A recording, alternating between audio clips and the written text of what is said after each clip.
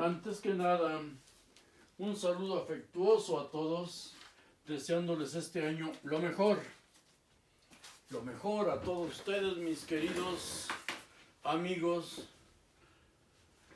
y listos para tratar el siguiente tema acerca de la oración. Un tema realmente espantoso por lo realista que es. Y por eso mismo voy a apoyarme en un libro escrito por el Papa Benedicto XVI, Joseph Ratzinger, que les he recomendado mucho, pero según me han comentado, no es fácil de encontrar. Y al intentar descargarlo de la red, no está completo o no aparece completo. La oración. ¿Cuántos pasajes tan bellos encontramos en la Biblia?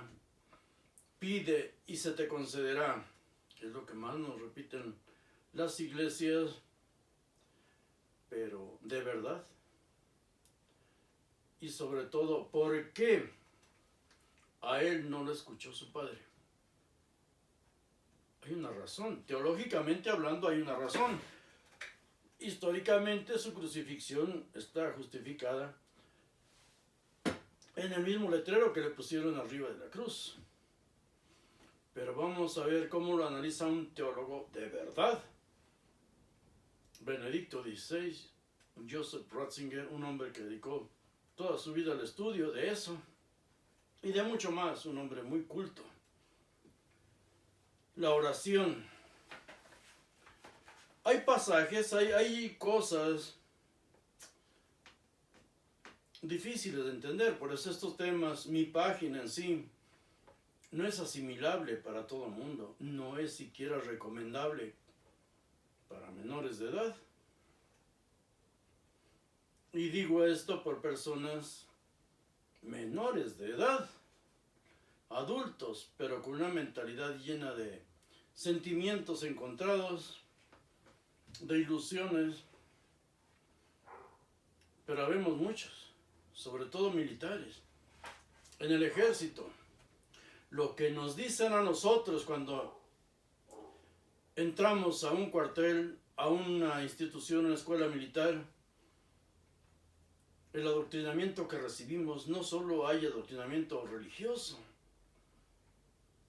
el patriótico.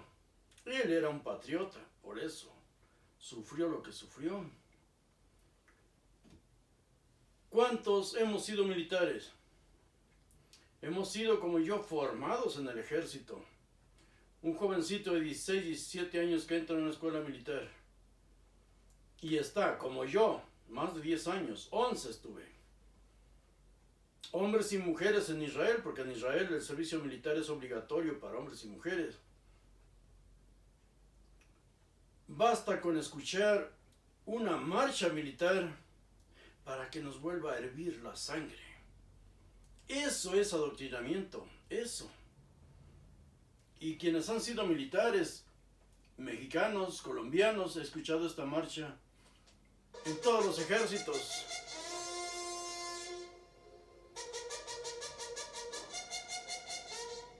Tambores de guerra. Tambores de guerra.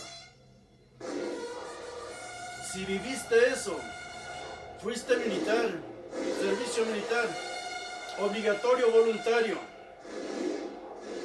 te llegan al corazón, lo vives.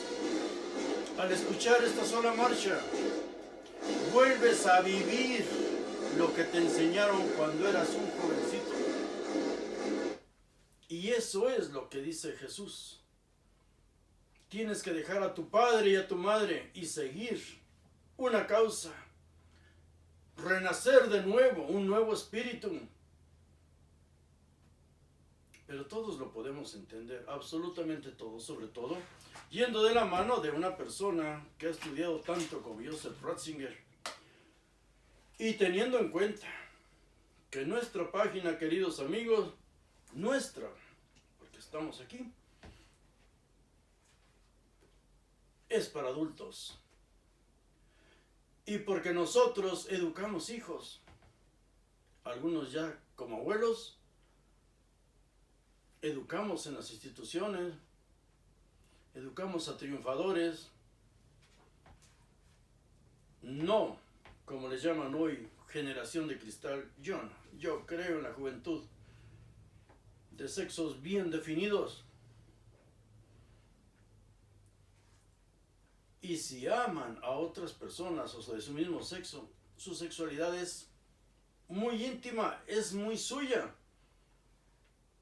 Pero hay momentos en que hombres, mujeres o del sexo que sean, tenemos que abrazar una causa. Y si eres militar no tienes que ser religioso. Y si eres religioso y eres militar, estás en el ejército, esto es lo que vas a pasar. ¿Y sabes qué? Si sobrevives, lo volverías a hacer. Vamos a tomar el segundo argumento en el que se basan los protestantes, las sectas que se desligan. Secto no es algo despectivo, es airesis, cortados. Piensan diferente y actúan diferente. El segundo argumento que utilizan ellos es la adoración de imágenes. Ven al católico arrodillado ante imágenes de virgencitas, de santitos,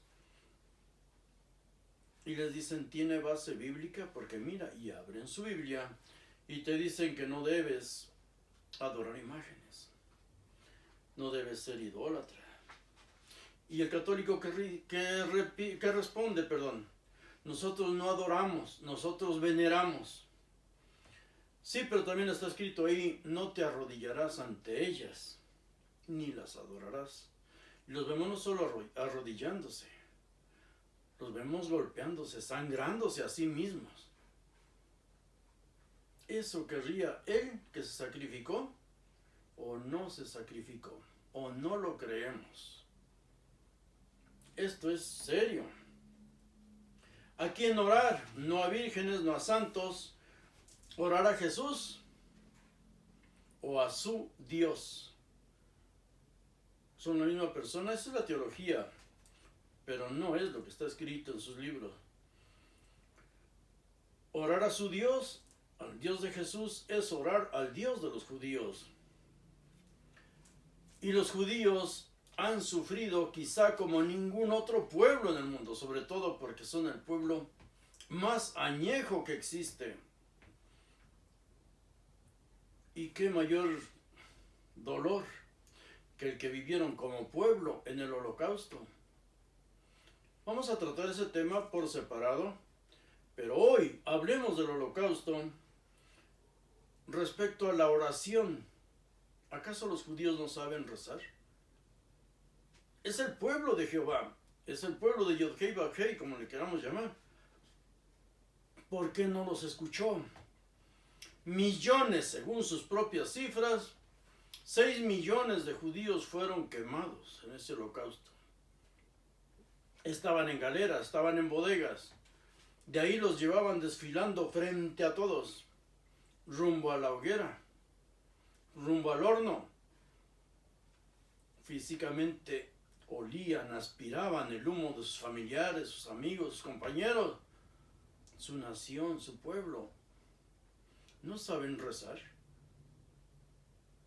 porque se imaginan el dolor, la angustia, el sufrimiento que tenía esa pobre gente.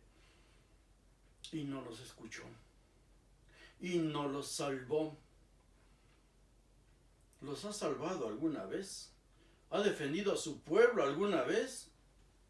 Escríbanme abajo sus comentarios. ¿Cuándo? Porque él mismo, Yahvé, Yod-Hei Vav-Hei, enviaba los castigos. Ahí está, ya lo hemos repasado mucho. Y según el cristianismo, según la teología cristiana, él mismo envió a su hijo como una ofrenda, como un cordero, para poder él perdonar los pecados. Eso dice Pablo. Sin sangre no hay perdón. Eso dice la teología. La Biblia dice lo opuesto. La Biblia dice lo contrario. Una de las personas que analizan la Biblia como está escrita es Benedicto XVI, respecto a la oración. ¿Qué nos dice él? Vamos a leerlo directamente del libro. ¿Qué dice él de la oración? ¿Dios te escucha? ¿De verdad te escucha? Dice, escribe Joseph Ratzinger, libro Introducción al Cristianismo, página 263, 263. Dice ahí, ¿Dios escucha? Porque a raíz de nuestras reflexiones, alguien podría decir muy bien, Dios puede oír, Joren, pero ¿puede también escuchar? Joren no es la oración de súplica, un grito que la criatura lanza a Dios, un truco piadoso para fortalecer psíquicamente al hombre y consolarlo, ya que muy pocas veces es capaz de orar de un modo superior. ¿No se queda todo al final en orientar de alguna manera al hombre hacia lo trascendente, sin que en realidad nada suceda, ni nada pueda cambiarse? Eso opina él de la oración. ¿Por qué esa crueldad? ¿Por qué esa crudeza? ¿Quién cree en la oración? Gente sencilla, gente que sufre, gente que tiene esa necesidad física, psicológica, de creer, de aferrarse a algo. Recordemos lo que dice Pablo de los niños, que todos los escritos bíblicos son en un lenguaje infantil. Quisiera darles alimento sólido, pero ustedes son como niños, y los niños, perdonen, pero los niños no van a la guerra. Y esto es para personas adultas que enfrentan la vida y que van a enseñar a sus hijos a enfrentar la vida. Una vida llena de sacrificios. A un niño sí lo puedes adoctrinar o lo puedes engañar. A un enfermo, y si ya cree en eso, lo puedes consolar por medio de este libro. ¿Qué dice el Papa acerca de la ingenuidad y el infantilismo? Aquí vamos a buscar en la página 47 de este libro, ¿qué es lo que dice Joseph Ratzinger, Benedicto XVI? No ha llegado la hora de que el hombre y mujer, desde luego, adulto, no ha llegado la hora de que el hombre, superada la infancia, despierte del sueño, se restriegue los ojos, rechace ese sueño tonto, por muy bonito que sea, y entre sin rodeos a ese potente conjunto en el que está inserta su vida, que al aceptar su insignificancia adquirirá un nuevo sentido. Se requiere valor, se requiere mucho valor para enfrentar la realidad, dejando las ilusiones de lado. En la página 264 sigue él con este tema.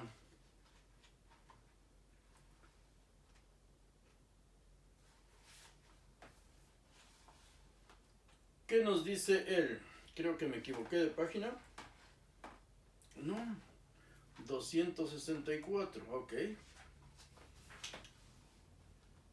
¿Qué dice él? ¿Qué sigue diciendo acerca de esto? No vamos a explicarlo ahora, pero todo esto supone un antiguo dualismo y es signo de un pensamiento ingenuo que concibe a Dios antropomórficamente. Para poder creer en algo sublime, tenemos que darle una forma humana a nuestras ideas, a nuestros pensamientos, a nuestras ilusiones. Él escribe para gente adulta. Este libro, ¿cuándo lo vamos a ver en las librerías? Salió esta nueva edición cuando él fue papa. Fue lo primero que hizo, volver, que se reimprimiera. pero no es algo que ni los sacerdotes lean, no leen ni su Biblia. Los pastores tampoco. Por cierto, de los pastores que escribe el Papa, esos que todo lo saben, vamos a verlo porque está en las páginas 34 y 35 de su libro. Acerca de esos pastores que todo lo saben, dice, porque puede dar la impresión de que el payaso, es decir, el teólogo que todo lo sabe, llega a nosotros con un mensaje absolutamente claro. ¿Por qué payaso y por qué la furia? Porque Jesús mismo en los evangelios dice que no sabe la hora, solo el Padre sabe la hora del fin de los tiempos o del fin de la vida. Pero esto sí, y vemos a sectas ridículas como Testigos de Jehová, cuántas veces no han pronosticado el fin y se han equivocado. Pero mientras recorren ese lapso de tiempo, le quitan todo el dinero que pueden a sus seguidores. Adventistas del séptimo día no predican otra cosa más que el fin, señales del fin, señales del fin. Pues estudiemos las sectas, tenemos todo en videos incluso para no perder tiempo o buscar libros. ¿Cuántas veces han predicho ese fin y se han equivocado? Porque la vida es cíclica. Pero ellos sí lo saben. Y de estos payasos sigue diciendo Joseph Ratzinger, me atrevería incluso a decir que en realidad la teología, por moderna que se vista y por muchos coloretes que se quite, como sistemáticamente lo hace hoy,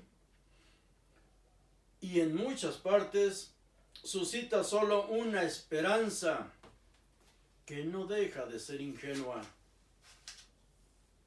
Solo para engañar a quién, a la gente sencilla, a la gente humilde.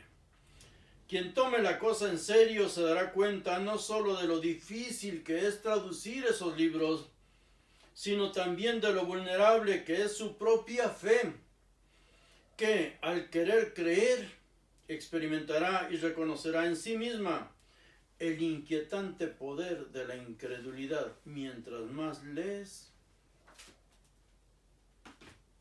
más difícil es creer, pero hay que leer toda la Biblia. Y las Biblias que caigan en tus manos. Yo he leído, la primera fue de Testigos de Jehová, la segunda una evangélica, después fui con la católica que es más completa, y después me fui a sus doctrinas. Tengo sus libros, tengo sus folletos. Antes me visitaban, incluso platicaban conmigo, pero poco a poco se fueron alejando. Después de 2010 a 2013 me presentaba en televisión y en un programa para adultos, en un programa nocturno a medianoche, y había muchas personas que lo veían.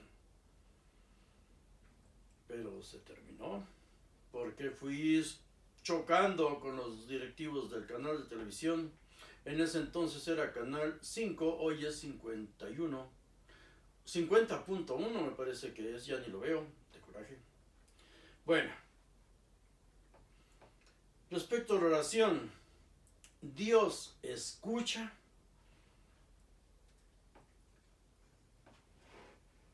Dios nos llama, nos entiende, somos infantiles, de los pastores, de los que saben todo. Dios se comunica con esos locos, con esos ridículos que solo esquilman a sus ovejas, a sus creyentes, y de los teólogos de profesión, de los filólogos, los científicos, las ciencias bíblicas les llaman ellos.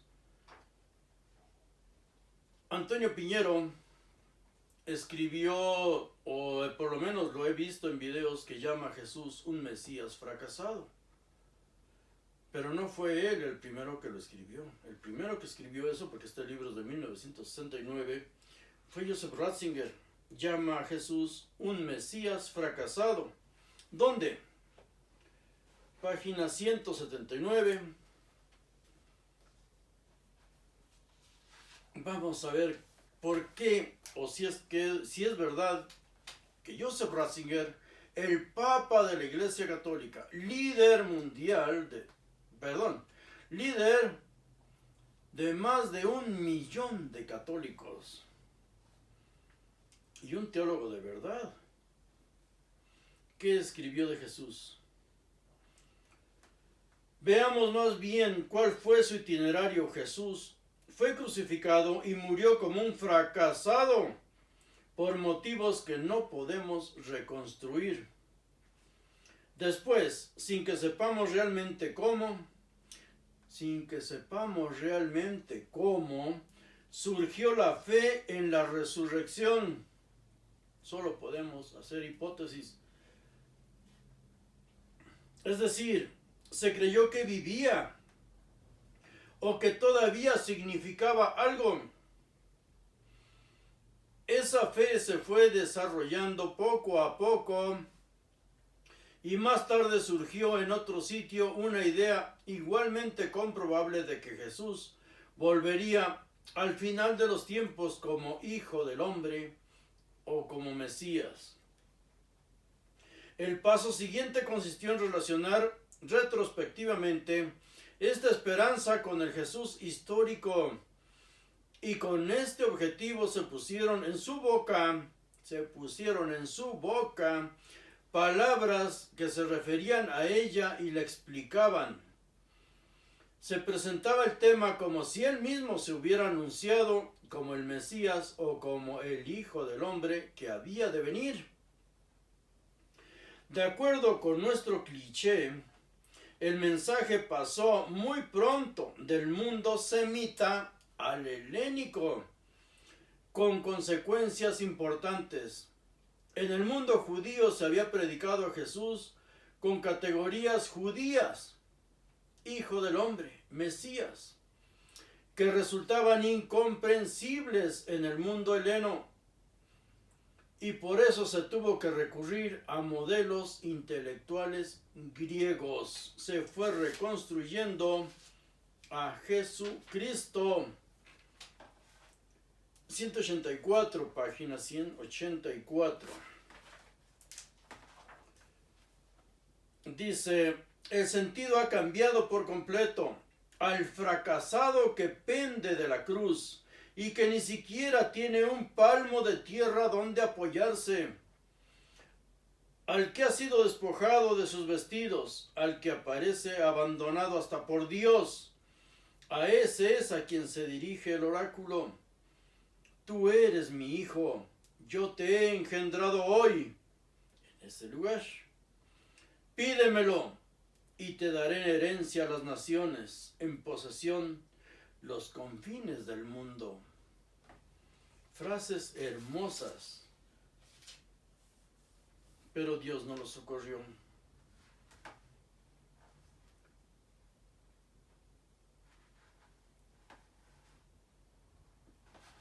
Bien, en la página 238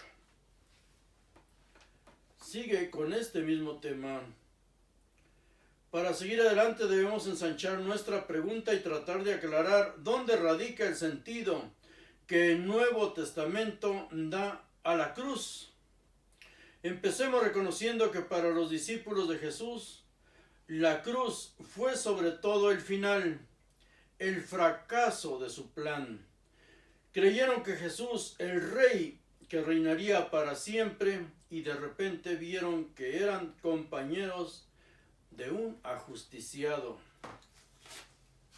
Qué fuerte es esto, qué fuerte de verdad.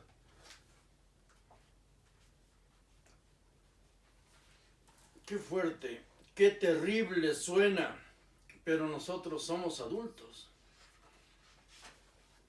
Y si vamos a viajar en hombros de gigantes, este teólogo debatió con otros teólogos, debatió con ateos, y lo podemos encontrar en la red. Y esto es lo que nos dice acerca de nuestra fe. Ahora, la oración, orar pidiendo milagros. ¿Dónde se vio eso? No era parte del judaísmo.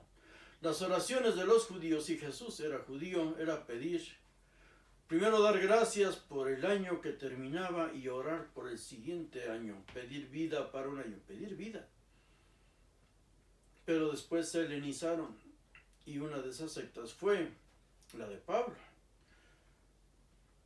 Orar pidiendo milagros era a los dioses griegos y sus hijos. De un dios y una mortal, el hijo era el intermediario. El hijo era el intermediario. Eso está en la página 180. De este mismo libro, solo este libro.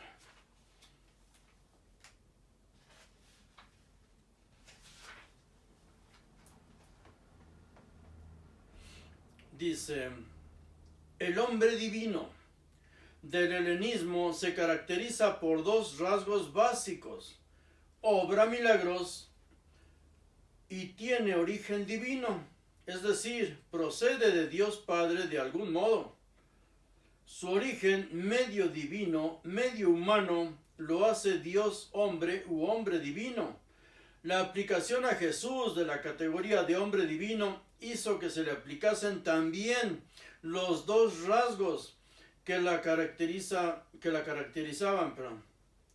Se empezó entonces a decir que había hecho milagros, y por la misma razón se creó el mito del nacimiento virginal.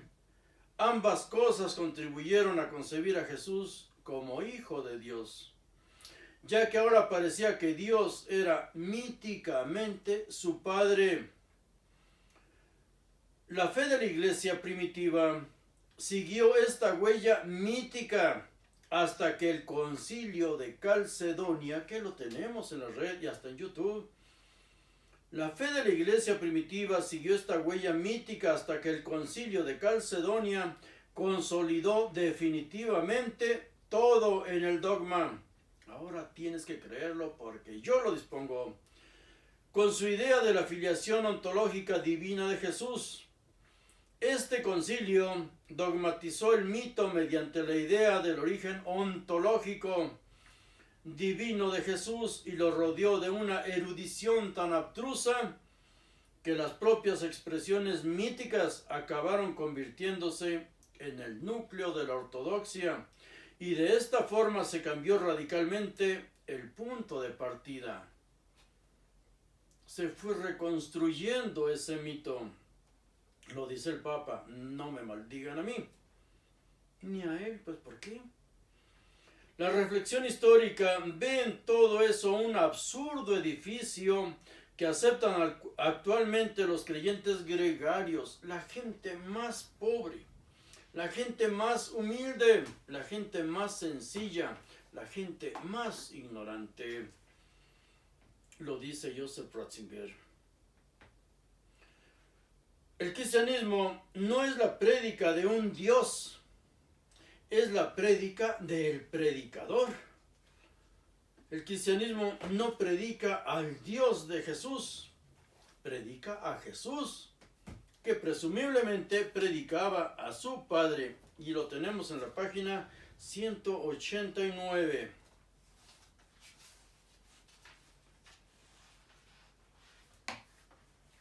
Ahí lo dice, lo leo directamente de su libro para que no digan que yo estoy armando mi propia teología.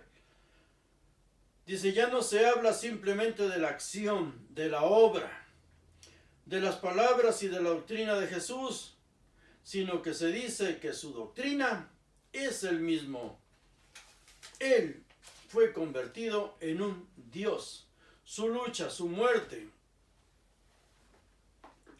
para muchos, fue convertido solo en un negocio, empezando por Pedro. No, perdón, fue Pablo el que empezó con el negocio. ¿Por qué oramos? ¿Por qué clamamos a Dios en nuestros momentos de angustia? No es por amor.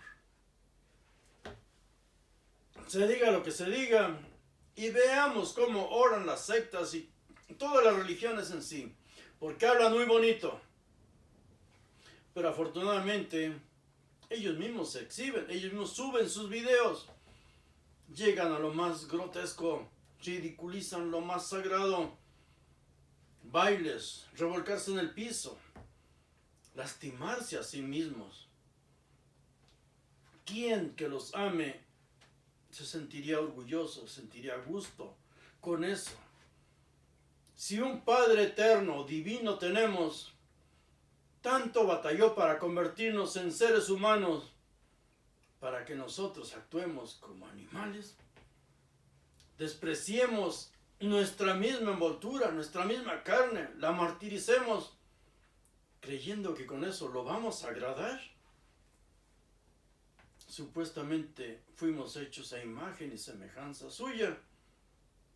¿Le agradaría eso? Lo que nos hagamos a nosotros mismos, se lo hacemos a Él, según la misma teología. Bien, ¿por qué oramos? No es por amor, es por miedo. ¿Miedo a qué? Página 250 y 251 de su libro. Este hombre sí sabe lo que dice. ¿Por qué oramos? Cuando se encuentre solo en la oscuridad, así enseñó a orar él. Lo que hoy se hace es totalmente contra Cristo, contra su doctrina. Cuando se encuentre solo en la oscuridad, cuando se dé cuenta de que está radicalmente solo, entonces le vendrá el miedo. El verdadero miedo humano, que no es miedo a algo, sino miedo de sí mismo. Dice, porque en su soledad más honda, el hombre no tiene miedo de algo concreto que pueda quitar de en medio, que pueda luchar contra él, sino que tiene miedo de la soledad, de la inquietud, de la inseguridad de su propio ser, miedo que no puede ser superado racionalmente. No es miedo a algo, sino miedo a quedarse solo con la muerte, miedo a la soledad, miedo a la inseguridad de la existencia.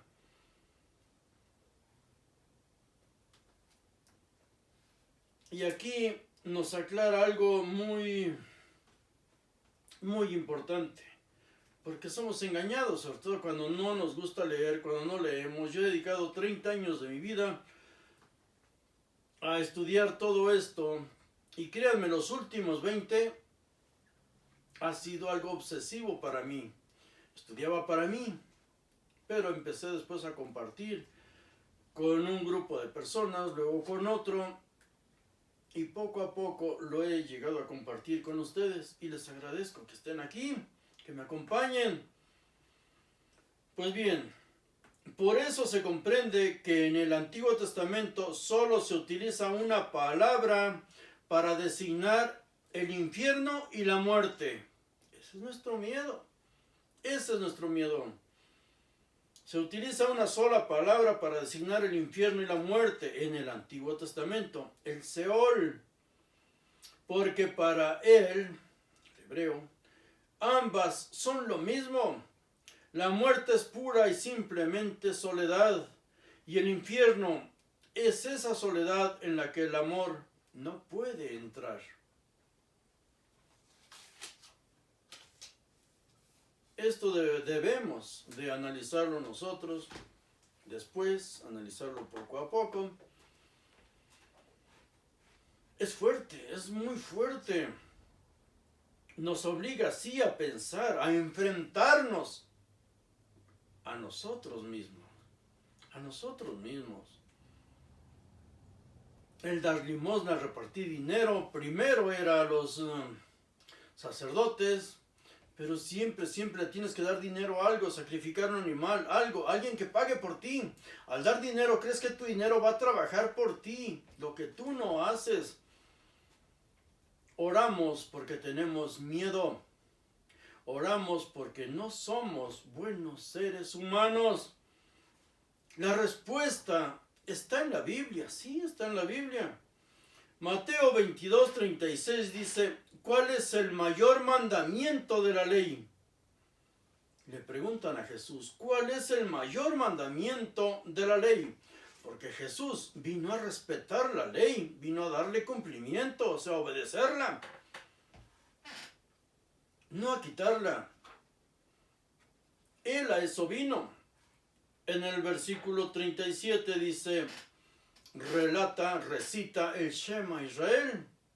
Amarás al Señor tu Dios con todo tu corazón y con toda tu alma y con toda tu mente. Ese es el mandamiento más importante. Y esto aparece en Deuteronomio 6:4. Escucha, oh Israel, el Shema Israel. El Señor es nuestro Dios, Israel. El Señor uno es. En versículo 6:5 de Deuteronomio dice: amarás al Señor tu Dios con todo tu corazón, con toda tu alma y con toda tu fuerza. Lo repite o recalca en Deuteronomio 10:12. Y ahora, Israel, ¿qué quiere Dios de ti? ¿Qué requiere de ti el Señor tu Dios? Sino que temas a tu Dios, que le tengas miedo. Si le tienes miedo, vas a obedecerlo. Que andes en todos sus caminos, que le ames y que sirvas al Señor tu Dios con todo tu corazón y con toda tu alma. En el Nuevo Testamento, el primer libro de Juan 4:21 dice, y este mandamiento tenemos de él, que el que ama a Dios, que ame también a su hermano. ¿Y por qué se atacan tanto entre religiones? ¿Por qué se atacan tanto? ¿No son hermanos? Se pelean por un Dios que ni era suyo, es de Israel. Mateo 22:39. Ojo con esto. El segundo mandamiento, es semejante a este, amar a Dios. Ama a tu prójimo como a ti mismo. Honra a tu padre y a tu madre. Ama a tu prójimo como a ti mismo. Pero el Nuevo Testamento, quienes hayan escrito esto, están repitiendo lo que aparece en Levítico 19:18 y lo pueden buscar en Biblia Interlineal Hebreo-Español.